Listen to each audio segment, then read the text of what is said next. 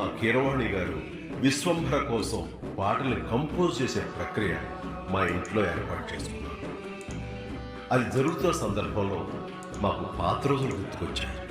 ఆపద్బాంధవులు music compose చేసే సందర్భాన్ని గుర్తు చేసుకుంటూ ఆనాటి ఆ మధుర గీతాన్ని ఆయన ఆలపిస్తుంటే మనసు తీయని అనుభూతికి లోనైంది.